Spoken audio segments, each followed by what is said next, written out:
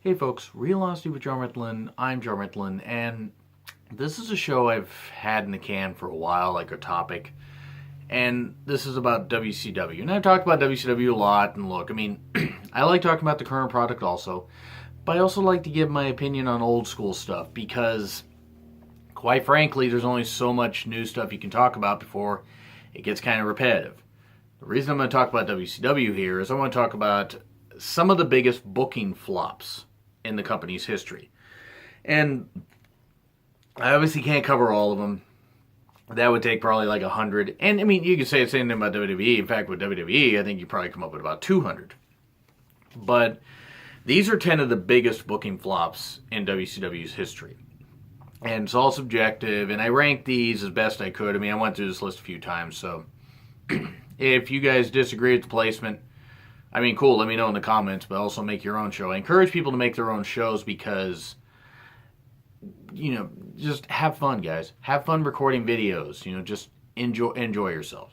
Anyway, so, biggest booking flops in WCW history, and I'm going to be looking down on my list because I got it written down here on this paper. Ray's unmasking at number 10, and here's why. You go back to Juventud Guerreros Mask in a Super Brawl 1998 when Chris Jericho beat him. The reason that didn't work is it took away his identity. But Hoovy sort of made it at least work with his unmasking and everything. And one could argue that he actually just has as much success out of the mask as he did with it, at least on mainstream wrestling.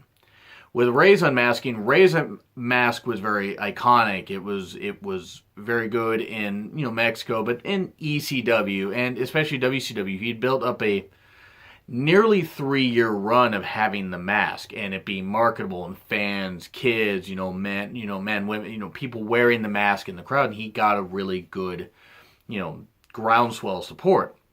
And of course, Kevin Nash takes over the book. And, maybe Bischoff agreed with it. I don't know. I don't know whose decision it was ultimately to take the mask off of Ray, but whoever's decision it was to take the mask off of him is a bad idea. Because it took away all his identity. He looked like a kid. He looked small anyway. He looked like a kid in a mask anyway. But the mask gave him a superhero-like quality.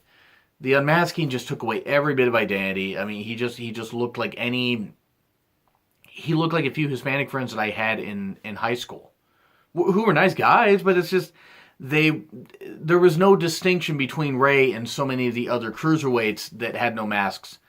Even though Ray still has great offense, you take the masks off of them, and especially off the luchadors, it's ridiculous. Like what in the world was this? It was bad, and it didn't help. It did not help Ray one damn bit. It really didn't. It really didn't do him any good. It was a bad decision, and another bit of evidence as to why 1999 really was a major part of the downfall of WCW. 2000 would get worse though. Number 9, Glacier's unveiling in 1996, and here's why. They had vignettes running for months, and then they stopped them, and then they started running them again, and you had this Sub-Zero like character. That's what he was. He was a Sub-Zero ripoff, and it was ridiculous. It was ridiculous, and here's why. When they had him debut, this was in the midst of the NWO and a lot of more real life characters, coming up and everything, and stuff being based in reality. And then you have this guy playing, doing Sub-Zero cosplay, and it just didn't work. And the guy was a good athlete.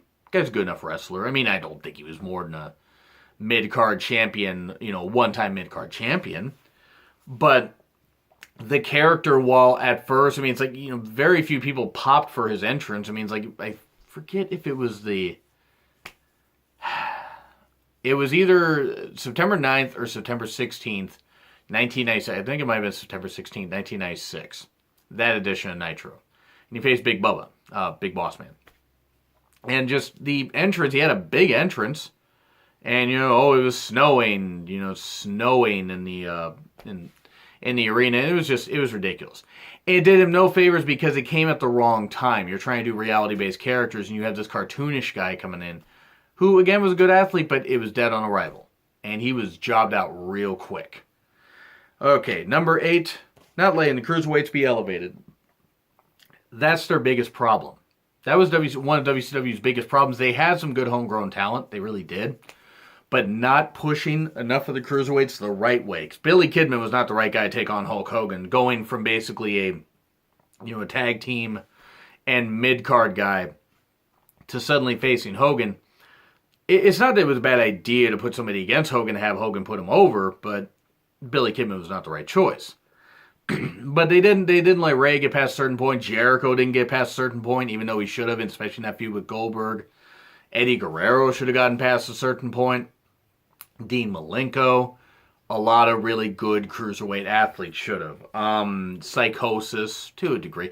Ultimo Dragon's one that I always felt should have, gotten a little more, but if I remember right, he suffered some kind of elbow injury and had to, leave and get surgery on that. But not letting the cruiserweights be elevated, it just showed that WCW, for all its great ideas, and they had a lot of great ideas. They ended up botching really badly, and by the time they tried to push new superstars in 99 and 2000, it wasn't working because the Rats were kind of already off the ship. The Rats had left, and it was all done, and that ship was sinking. That ship be sinking, yo. And that ship sunk, especially in 2000 and 2001. Which is sad because they had some good young talent. But yeah, that was pretty bad. And then, number 7, Capital Combat, the return of RoboCop. Bless JR for trying to hype up the whole RoboCop thing, but it was bad. It was so bad. It was just so embarrassing. I mean, the Capital Combat pay-per-view wasn't exactly the best pay-per-view. It certainly wasn't bad with some of the matches that were going on, but it just was not that good. And this RoboCop, all this hype, and he breaks open a gimmicked cage and frees Sting.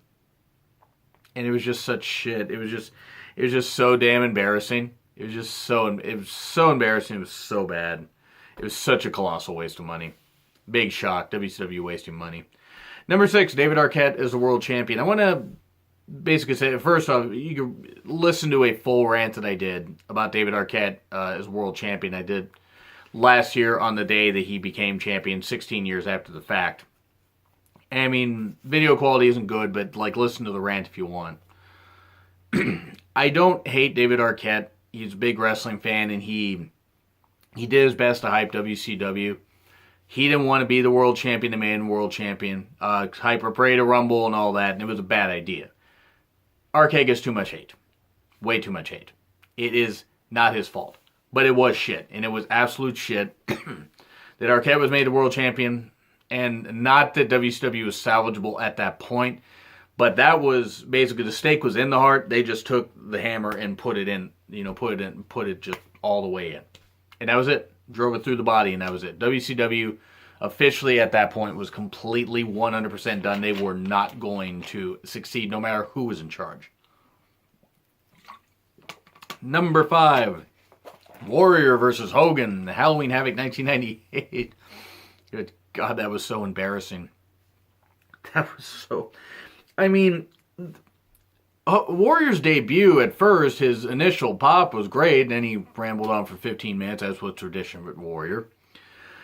I never liked Warrior very much. But it was just a way for Hogan to get his win back. I'm not saying that's the sole reason Warrior was brought in, but it sure felt like that. And just the way they built it, and the way they did it, and just everything. The pacing was so slow. Hogan trying to flash paper and it going up in his face, burning off his eyebrows and some of his mustache. It was just really, really bad. He wasn't even on TV after that. I don't think until I want to say the July 4th, 1999, or not January 4th, 1999 edition. I will get to that. But yeah, just Hogan versus Warrior. And I mean, I said I'm going to be doing a Halloween Havoc retrospective series coming up in October, where I'm going to just talk about the Halloween Havoc editions from worst to best, as I've been doing with all WCW pay-per-views. And I'll do with more next year, though those will be kind of limited, because I'm kind of running out of stuff like that, so I'll probably talk about all the Clash of Champions. But anyway, Hogan versus Warrior was just bad. It was just, the pacing was off. Horrible, just bad in general, just not, there was no way that this match was salvageable, and everything about it was bad. The flash paper incident, all that, Just, it was just a mess. It's like watching, you have to watch it at least once, and especially if you were watching wrestling at that time, just appreciate the context of just how stupid and how bad this match was. Watching two guys that should have not been in the ring facing each other at that point, how they wrestled. Number 4, Hogan and Flair main eventing pay-per-views in 1999 and 2000, even in 2000. I mean, it was embarrassing. They were in a cage match. I think it was like a First Blood cage match at First Blood barbed wire cage match. It was uncensored 99, and that was really bad. And they were main eventing pay-per-views in 2000, and it's just, I love it's like I respect what Hogan does, what Hogan did in the business. I love Ric Flair. They should not have been main eventing pay-per-views at that point. It was really, really bad, and it showed more about how WCW just didn't have a clue how to push new talent. Number 3. Hogan and Nash, the Nitro, the finger poke of doom. Again, this is another one I talked about at length in a rant, including when I talked about Mankind winning the championship on the same night on Raw, which was taped, by the way, so Nitro should have smashed Raw here. But nope, they decided big, grandiose entrance. Hogan had as much hype return. Nash got a ton of pyro, just fresh off of beating Goldberg, which will be in the next moment. And here's why the finger pokes ranked 3 and not number 1. Because WCW did stuff, there were domino effects that led to this point. Now this one is bad, and there's certainly quite a discrepancy between 3 and 4. But Nash got this big pyro, Hogan got this big entrance. They're in the Georgia Dome, where a few months earlier Hogan had jobbed Goldberg and put him over strong. And all this big thing, and Nash pushes Hogan, and does this, does the whole thing, the too sweet or whatever, which, by the way, the NWO does a lot better than the Bullet Club. that'll give me some hate. Because the NWO, infinitely better than the Bullet Club. I don't care what the members were. And that's all due respect to AJ Styles, Gallows and Anderson, and Finn Balor. There are some current good ones, and then the Young Bucks are involved. I'll get to that. I'll do a rant on the Young Bucks later. But the finger poke thing. Hogan pokes Nash. 1, 2, 3. Nash did not tear a quad doing that. Yeah, it's a cheap joke. But that, and they're trying to make it seem like, it's all this, it was just a way to just mock the business. And it was a terrible idea. And people say at WWE's done stuff like that. Yes, Shawn Michaels and Triple H did something like that on a near Christmas edition of Raw in 1997. That was for the European title, which at that point, after Davey Boy had done a great job building it up, the European title was just made to be like a third-rate title at that point. Shawn hadn't really defended it much, and then he was the WWF champion. And then Triple H ends up beating him, but they made a mockery of it. The thing is, that was a secondary title that was a throwaway anyway. And they at least, I don't care for DX. I think DX is overrated. That's right. I said it. But at least it was secondary. It was not the world title like Nash and, Hogan did. And that's what really bothered me about it. And WCW could have still, if they had won the ratings, night there, they could have gone on for a few months, even with the problems that they had.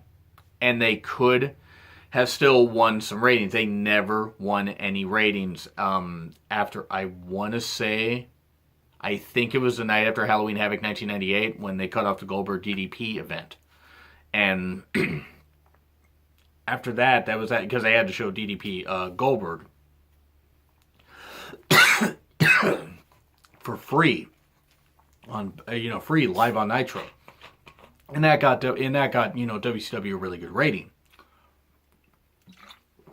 The thing is, though, this time they really, even with the much publicized return, they should have won, and they never won. They never even came close after that. I mean, they still had good ratings till about, I think, August, early September of '99. And then they just dropped because WCW just stopped trying. And I mean, part of that was corporate takeover and all that. But anyway, Goldberg versus Nash at Starrcade 1998. Personally, I was never the biggest fan of Goldberg. I get why he was hot, and what he did well. They should have had him win here. Like Nash beating Goldberg, yes, there were fans cheering when Nash beat Goldberg, but it's like zapping him with a taser. Good idea? Not a good idea. CM Punk line from the Monday Night Wars edition about Goldberg. But yeah, it was just, they did that and they overbooked it like crazy. I mean, doing an ODQ match, having interference and having Goldberg win, at least there's that. But yes, some fans were chanting Goldberg sucks. They were cheering for Nash. There were still fans cheering Goldberg, and it just didn't fucking work. It didn't work at all. I mean, once you cooled off Goldberg, that was it. There was no one guy to focus on. I'm not saying the streak should have continued forever, but you should have had it continue for a few months and maybe have him lose it like Spring Stampede. And I'm not saying lose a throwaway pay-per-view, but lose is something where it was nearly a year after he had been champion. He could have had the championship for, say, 8-9 months, and then lost it. And then that would have at least been something, and then he could have gone on a tear. But no, they did that, the taser, and it broke WCW. Well, it broke WCW until the finger poke knocked WCW down to the ground. And then number 1, Hogan versus Sting at Starrcade 97. To this day, I just don't understand why they couldn't give Sting a clean win. I know that Sting was from interviews, Sting was going through personal issues and stuff like that, but just give Sting the clean win. Or if you're going to do the weirdly booked finish, if Nick Patrick had done the 1, 2, 3, stuff like that, and then Bret Hart had done that, that was a fast count. But he didn't because Patrick just did a normal count. Ruined the whole thing, made Bret seem like a better asshole and a petulant child that just had out for Hogan. Beat Hogan anyway. And I'm not saying Bret was. I'm just saying the way it was presented made it seem like that. and then Bret, threw Hogan back in the ring. Sting beat him. It did a lot of really good business the way they built up Hogan versus Sting. 1.1 million buys or something like that. Or a good amount by. I don't know if it was that many, but I think it was about 1 million. But they did a whole lot of really good business. And they still did great business in 98. And even some good business in 99 for part of the year. The problem is, by doing that, they made it seem, okay, Sting needed all the help in the world. You couldn't just book it clean. And then the next night, they just completely undid it by having Hogan pin Sting, and using the tights. And the title got held up for a couple months at a Super Brawl in 98. Sting beats Hogan, holds it for a couple months. They undid everything that they did they built up for 15 months. They undid everything. And that was pretty much the first big fracture that really just sent WCW sliding down. And then that was it. And that was done. So anyway, those are 10 of the biggest booking flops in WCW history, in my opinion. What do you think? Do you agree? Do you disagree? Like, share, comment, subscribe. My Twitter link is in the description. It's been Real Honesty with John Ritlin. I'm John Ritlin. I'll see you soon.